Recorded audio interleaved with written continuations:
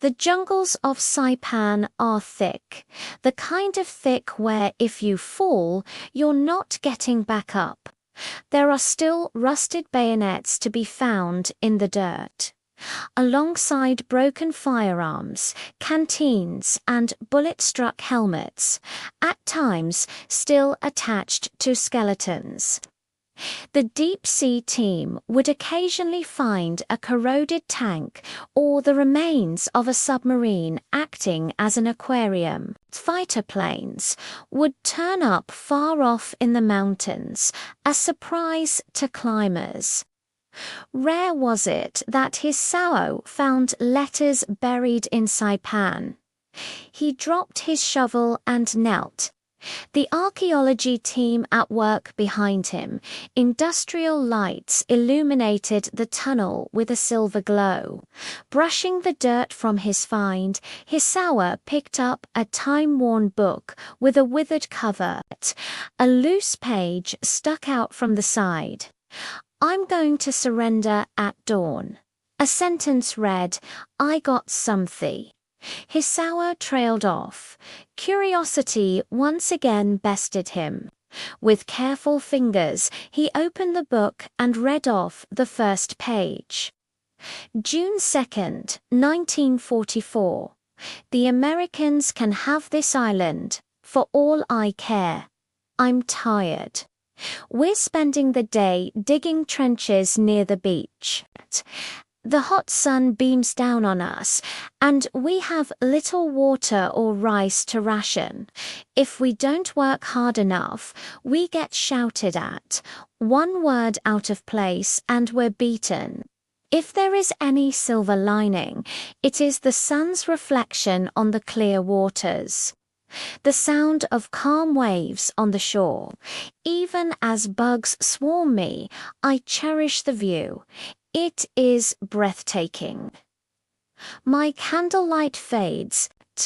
This bedroll does little to cushion the dirt. I hope the centipedes stay away from me." Hisao turned to the next page. His crew continued the work behind him, a wheelbarrow rolling by with crushed rock. June 8, 1944, Mashiro's playing cards were found. An officer brought him outside, and he came back bloodied. "I fear this journal will be found as well. Yet my thoughts are loud, and the nights are quiet. Nothing I write in a letter home would make it through censors." June 11, 1944. "I've never been an accurate shot. The bruises from the cane are still sore. The officer threatened to keep rations from all of us unless I improve my aim in practice. Another told us we will target the medics when we see them. Americans would risk one life to save another. I'm going to falter when the time comes." June 13, 1944. "Despite being surrounded by hundreds of my brethren, it is very lonely.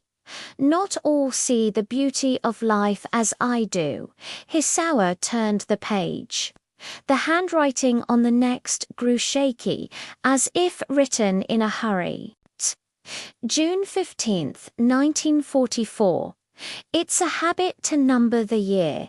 Even when I have doubts, I'll make it to the next one. I'm not going to sleep tonight."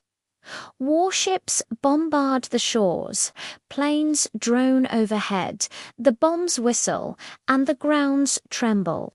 Soon it will be me on the front lines. I fear I don't want. I am ready when the time comes. June 17, 1944. "One of the Americans is in our captivity. He was shot in the gut. I dragged him into our dugout and bandaged him. The officers will question him come morning. With what little English I know, I found time to speak with him. His voice shook as we talked, as he hung onto threads of life. I told Alan I grew up in a small town in Osaka, while he spoke of Ohio, a sprawling city with tall apartments. He would have been sent to Germany along with his friends, but drew the short end of the stick. He laughed at his joke, and I laughed too. Alan is asleep now. His breathing fades. I don't think he'll wake up. I'm glad I could see him smile. June 18th, 1944. The last thing Alan did was hand me a letter, asking me to deliver it to his mother in any way I could. When I read it over, I could only realize how similar it was to mine. It made me question, what am I fighting for? Hisawa exhaled, then pushed the loose page back into place. June 22nd, 1944. I'm going to surrender at dawn. I will fake a stomach problem, then run off. The white cloth I carry will state my peace to the Americans. But I am terrified. The last man to mention the word surrender was beaten until he couldn't stand, left as an example to us. But I cannot take the trepidation of battle any longer. I sit alone with my thoughts until the sun rises. Turning one too far, Hisawa stared at a blank page. The entries had stopped. He turned back to the final one, dated more than a week after the last 3 days before America claimed their victory. July 6, 1944. My right eye is still blackened. I can no longer see with it. The officer who beat me is now leading a reckless charge against the Americans. A final stand for control of the island. I, with a few others, am left behind to burn our documents in the cave. I will not. Among the documents are letters, dozens addressed to families and loved ones, ones that were never sent. Words never spoken.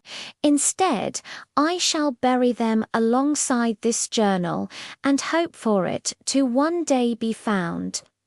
The order then is to take our own lives. Grenades have been left for us. We will pull the pin, then hold them to our chest. It will be quick and painless. I can only hope that in the afterlife I am set apart from those who took joy in this conflict. Until my words are read, Koji Hisao sighed. He closed the book, then reached for a bag to seal it in. I found something, he called. His co-workers stepped forward. Hisao handed one the sealed bag, then reached in front with both hands. He swept back the dirt, promptly hitting the old leather of a satchel. Cameras clicked around him. Another archaeologist dropped to help. They pulled the satchel from the ground, and the string wrapped around it came loose. Out rained handfuls of letters,